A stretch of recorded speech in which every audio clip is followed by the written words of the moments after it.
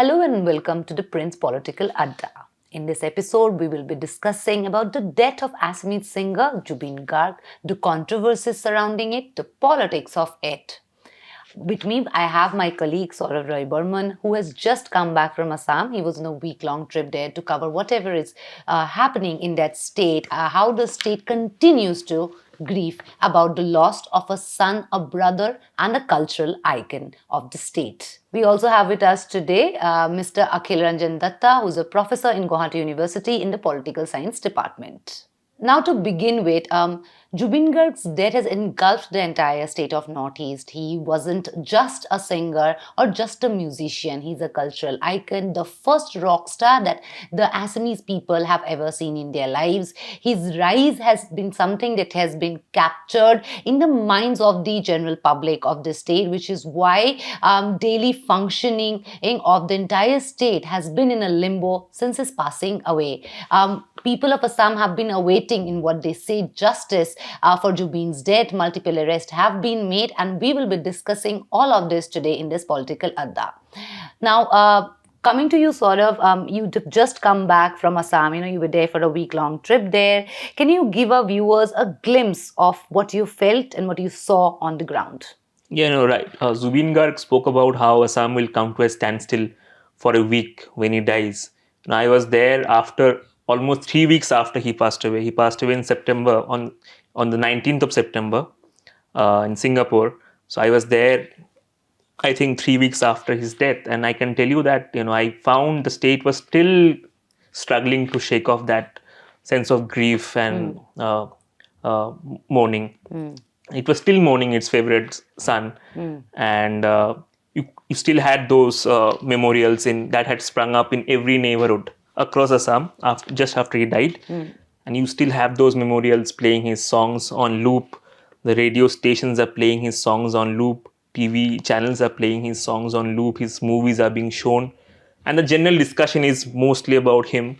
The ongoing investigation, all those theories on the circumstances that may have triggered his death. And although that is a matter of investigation, we'll talk about it separately. And what I found really remarkable was the fact that the site where he was cremated, which is on the outskirts of Gauhati, in a place called Sonapur, Kamarkuchi, that place has turned into a temple. It's like a shrine. So you have people from across religious divide, all caste, all religion, young and old, rich and poor, going there, offering their homage, singing his songs. Maya Bini Ratil Bukut is something which has turned into this. It's like a prayer. It's like an anthem, Right. For this stage of mourning. So it's really unprecedented. It's really extraordinary what I witnessed in Assam. Maya Bini, we have seen, he's been playing across all news channels also as Yes. we sit down and as we discuss this. It's one of his biggest hits also. He's given multiple hits in multiple languages, but he's also worked in movies as an actor, produced movies. Yes. His life has been decades full of creative and artistic work, but also, having said this, the man himself, Zubeen Garg, was a very political man, like we have seen during the NTCAA protest, but he did not support any political party outrightly, and his death has politics surrounding all over it, and which is why also Congress leader Rahul Gandhi is visiting as we speak the state to pay his homage to Zubeen Garg. Yes. Now, if you could tell our viewers something about the case, like how many people have been arrested, the key details, the prominent figures that you think are making up to this. The report that came from Singapore essentially spoke about how there was no foul play involved, and prima facie there was no foul play involved, which is something they've repeated in their statement today as well. Correct. They've issued a statement today as well, and which was something shared by the political establishment in Assam as well. Subsequently, we saw, in fact, we had Mr. Garg's wife, Garima Saikia Garg. She had actually issued a statement asking people to allow the manager, Siddharth Sharma, Right. so that he be allowed at the last rites of Zubeen Garg.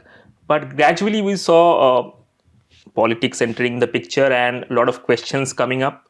So, and eventually the Assam government ordered a full, thorough investigation into what happened, and they set up this. Initially, it was handed over to the CID. Then, the special investigation team was formed. So far, 7 people have been arrested, including manager Siddharth Sharma, the manager, the organizer of the Northeast Festival, where Zubeen Garg was supposed to participate, and which In is why Singapore, he was yeah. in, which is why he was in Singapore. Shamkanu Mohanto has been arrested, who again comes from a very influential family in Assam. Subsequently, we had a couple of more arrests. Shekhar Goswami, a band member of Zubeen Garg, was arrested. He gave a very sensational statement which was leaked to the media that Mr. Garg was poisoned. Although we have no such evidence at this moment, to establish that allegation. Amrit Prabha Mahanta, again a singer, she was also in Singapore at that point. She was arrested, and Sandipan Garg, one police officer who's also happens to be a cousin of Zubeen Garg, has also been arrested, who was The also in DSP. Singapore. Yes, also in Singapore, and 2 more PSOs, public security officers of personal security officers of Zubeen Garg, have also been arrested. Now the investigation has also taken a different turn. So they are also looking at certain financial transactions, certain financial dealings made by all these individuals. So it's not just about Zubeen Garg's death, not just about the circumstances leading to his death, also about the kind of financial dealings that happen involving him, his concerts, fundraisers. Yeah. Since his death, a lot of interviews, reels, sort of, I'm sure you must have seen, sir, you must have also seen, have surfaced on social media where he has been talking about how hectic his schedule has been, how he's made to work like a robot. Yes. I think a lot of this is also why the public emotion at this point is at its peak, demanding justice for Yes. Garg, because people of Assam have seen him rise from this college going boy who's writing music with long hair, roaming around with a guitar, to somebody who's there in all Bihu functions, all festivities, any function, and you find Zubeen Garg. Also because the man himself has been very socially and politically active. Yeah. His outspokenness has been remembered and will be remembered by the people of Assam. He was extremely kind, and these are some of the things that have, made the people of Assam love Yeah. Zubeen Garg for the man he was. So, Professor Datta, if you can come in here, if you can talk about the backdrop against which Zubeen Garg actually became what he is. In the 1990s, he had his first release, Anamika, in 1992, and Assam was going through a very tumultuous phase at that point in terms of socially, politically. The Alpha was extremely active at that point. Militancy was at its peak. So it is against that backdrop he, actually captured public imagination. If you just can elaborate on that. Yes. Yeah. Thank you very much. What is important when we look at Zubeen Garg, his rise, his popularity, and the kind of unprecedented developments that we have witnessed in the backdrop of his or after he had died, needs to be understood in proper historical terms. Uh, you know, 1990 was a very critical time for Assam. It's not exactly 1990. It started in 1980s itself. Assam had that agitation, Assam movement from 1979 to 85. Although it was supposed to be, or it was called as a non-violent movement, but there were a lot of violence. Life for the common people were brought into a lot of misery during Assam agitation itself. Military atrocities were there, so on and so forth. 1985, the Assam Accord was signed. There was a relative peace, maybe for 3-4 years, 1985, 86, 87, and so on and so forth. 1990, beginning of 1990, 91, turned out to be very turbulent, not only for Assam, for India, for that matter, for the entire world, because the economic depression and subsequently liberalization starting. There are a lot of uncertainties. In case of Assam, the alphas rise. There were a lot of violence being caused by the atrocities of alpha, and the counter violence in the pretext of suppressing alpha, brought into uncertainty and lot of, should I say, lot of miseries for the common people. This is one thing that we need to understand. There was depression all around. And secondly, economic globalization also started, that also brought about a lot of challenges, particularly to the local languages, local culture. It was also accompanied by a lot of challenges to the public education. If you look at Assam's education scenario of 1990, late 1980s and early 1990s, it was quite a miserable state of affairs. Recruitments were not taking place. Private education was gradually consolidating. So you had the violence on the one hand. On the other hand, you had all these economic challenges. You have the cultural challenges. You have the education challenges. Now, in such an atmosphere, talking in terms of music, talking in terms of culture, talking in terms of so many other things, it turned out to be extremely challenging. I should call it a state of, state of misery and state of uncertainties at all domains, at all spheres, political spheres, cultural spheres, and educational spheres. Now, it is in such a critical moment in the national life of Assam, Zubeen Garg emerged as one of the revolutionaries. If you look at the commentaries being made by a lot of people, now we have started calling him a revolutionary. You can call him a cultural revolutionary. And at later time, he also emerged as a political revolutionary. Now, when I said that he emerged as a cultural revolutionary, we need to have a kind of historical understanding of Assam's culture and Assam's music. Uh, for example, the modern Assamic music started in the beginning of 1920s. You know, till the later part of 19th century, early part of 20th century, Assamese music was basically dominated by what we call Hindustani music and Bengali music. It was with Jyoti Prasad Agarwala who started writing lot of dramas, starting with Sunit Kori.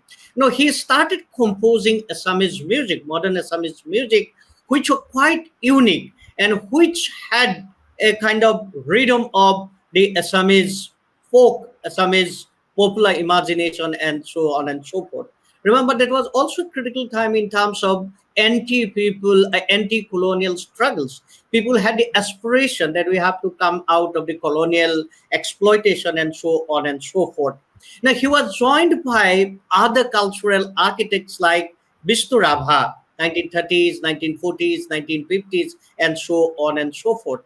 And during that period, IPTA, Indian People's Theatre Association, the Assam chapter was also formed in 1946, where Jyoti Prasad Agarwala was the president and someone called Himanta Biswa was the founding secretary. And that was a turning point to Assam's music and culture.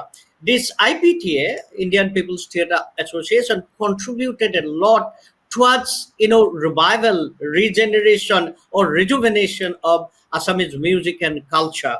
So you had Jyoti Prasad Agarwala, you had Vishnu Rava, joined by Dr. Bhupen Hazarika, and subsequently many others, many popular Assamese cultural icons like Hogan Mohanto, Birendranath Dutta. I can give you long list.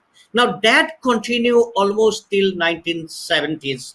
Now by 1970s, there was a kind of decline to the kind of music and to kind of culture that all these cultural icons brought into being, a rejuvenation of Assamese music and Assamese culture.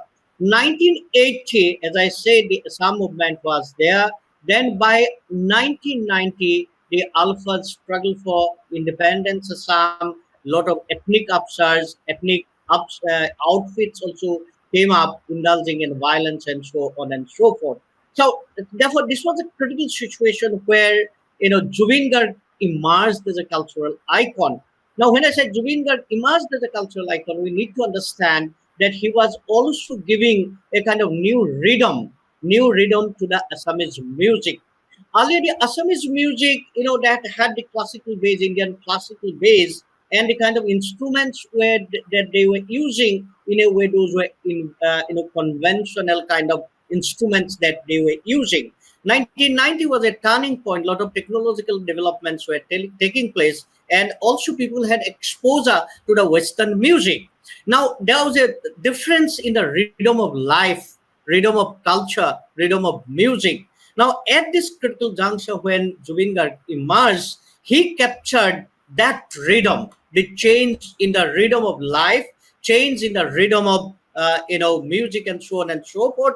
Also could understand the kind of disappointment, kind of uncertainty that Assamese society, Assamese life was engulfed by. Therefore, his intervention, starting with Onamika and lot of, and he continued to do it for almost 3 decades or more than 3 decades, and that brought about a new rhythm to the Assamese music. Therefore, he immediately became an icon in the hearts, initially in the hearts of the young people, but then gradually he could touch the heart of the entire generation, so entire population of Assam. Therefore, this historical context is very important when we try to understand who was Zubeen Garg and what made Zubeen Garg so popular, so close to the heart of the Assamese people. So if I can ask you one question, now identity, the issue of identity is very delicate, has always been extremely delicate in Assam. But how do you think Zubeen Garg managed to transcend all identity barriers and become popular across communities and across the length and breadth of Assam? Okay, as I was telling, that identity question was very strong because Assam movement itself was an identity movement, citizenship issue was there. By 1990, it was not only the Assamese identity, a lot of identities of tribal communities also came up very strongly. A lot of movements, ethnic movements came up, as I said, insurgency came up. Now, because this was also creating lot of challenges to the human lives, their livelihoods, and so on and so forth. Therefore, they were complete. In a way, I'll call the 1990 was a decade of darkness. Now, in such a darkness, the people are struggling to, confront with the realities. Therefore, Zubeen Garg, when he was starting, or when he launched a new kind of rhythm in music that transcended all boundaries, ethnic boundaries, identity boundaries, and so on and so forth. So his music was very diverse in nature. The music, where his music was, if you look at the contents, there was a tragedy. They were talking about the human tragedies, love, aspirations, hope, and everything. So the canvas that he had was not one dimensional. The musical canvas of Zubeen Garg was multi-layered and multi-dimensional. In the center of, or at the center of it, was the humanity, or the human sentiments, human aspirations, and so on and so forth. So the issue of identity was very important. 1990s, Alpha's demand for independence, Swadina Home, and also that led a lot of ethnic movements, indulging in popular mobilization and also violence for, either for autonomy or for secession or independent state, and so on and so forth. Now, at this critical hour, when Zubeen Garg started doing his, bringing out his musical albums, he was aware of the situation that the entire society was engulfed by. Therefore, identity was important at that point. But if you look at the very contents of the music of Zubeen Garg, it was primarily about the human sentiments, human aspirations, human tragedies, particularly the aspirations of the new generation, love, romance, and so on and so forth. In other words, even though he was singing Assamese music that transcended the political aspirations of the Assamese people, it could touch the heart of every person, because all were engulfed by the uncertainties and kind of political troubles all around. I think that was very important when we look at Zubeen Garg's music and its ability to reach out every person, nook and corner in Assam, and to an extent even of Northeast India. In the past, we have seen several instances of grief outpouring after the passing away of megastars and superstars. Like we also saw in the case of Bollywood actor Sushant Singh Rajput, whose death also became a tipping point in the Bihar elections 5 years ago. Like Sourav had also described how the state of Assam is grieving over his death, and the outpour of emotions have been since his passing away. Do you agree that Zubeen Garg's death and the outpouring of emotions following his death is different from what we have seen otherwise in other states? Uh, you can go back to what Zubeen Garg said about the megastars in Mumbai. For example, he was referring to Rajesh Khanna and also many other megastars and musical legends who were based in Mumbai. He was being asked by many people that at the peak of his career, when he was gaining a lot of popularity, even in Bollywood, and he established himself as one of the outstanding musicians, he decided to come back to Assam. And people are asking, what happened to you that you left Mumbai at your own, peak hours? He said something very interesting. When some megastars, he was particularly referring to Rajesh Khanna, for example, when a megastar like Rajesh Khanna died, what was the reaction? That was his death only. That became only a news headline, not beyond that. Lata Mangeshkar. He was also referring to Lata Mangeshkar. What happened to Lata Mangeshkar? Lata could even touch the heart of every person, nook and corner of the country. But when she died, what was the kind of reaction? Musical community, cultural community coming together and mourning, kind of paying the tribute. And she also, her death also turned out to be a news headline, not more than that.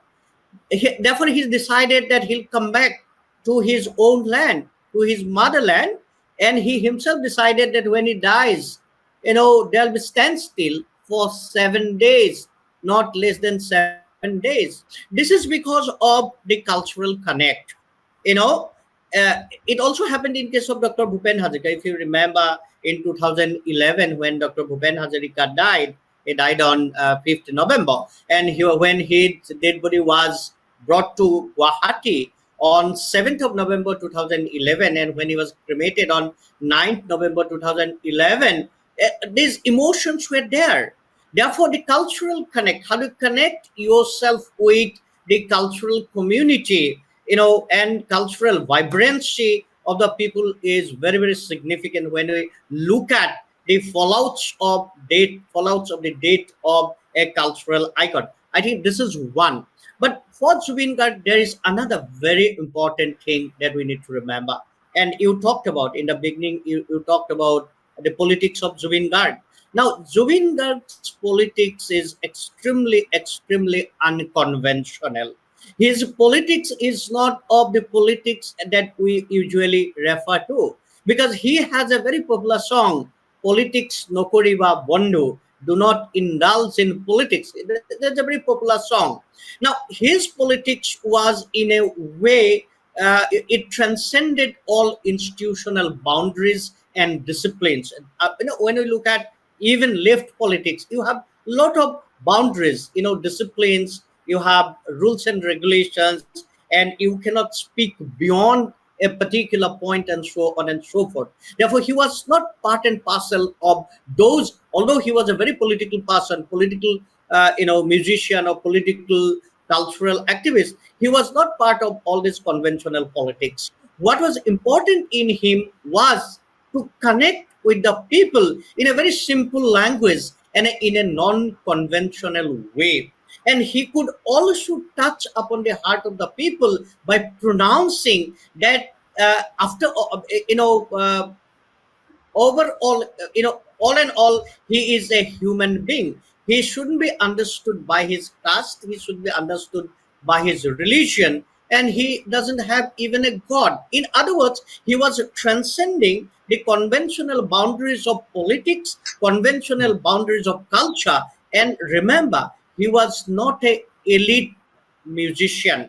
He was a musician of the common people. He can directly connect the common people. I think that made Zubeen Garg a cultural legend, cultural icon, who is very different from the cultural icons of India, or for that matter, cultural icons of other countries in the world. So you spoke about how he was not aligned with the conventional political structure of Assam. Now, post following his death, conventional politics is trying to appropriate him. We have seen this competitive politics going on right now, and this entire thing is turned into a spectacle of sorts. Now, Assam elections are months away. So, how is this going to play out in Assam politics? We are not very sure about it. Remember, it depends on how these grievances of the people. And remember, there are a lot of angles here, lot of dimensions here. Now, death of Zubeen Garg is not a natural death. Lot of angles are there, lot mysteries are there. We are not very sure how did he die. Was it because of the negligence on the part of those who organized the Northeast Festival in Singapore, or those who took him to the Sikh cruise? We are not very sure about it. But the point is that people are asking for justice for the death of Zubeen Garg. And this asking for justice is something which is unprecedented, probably in the history itself.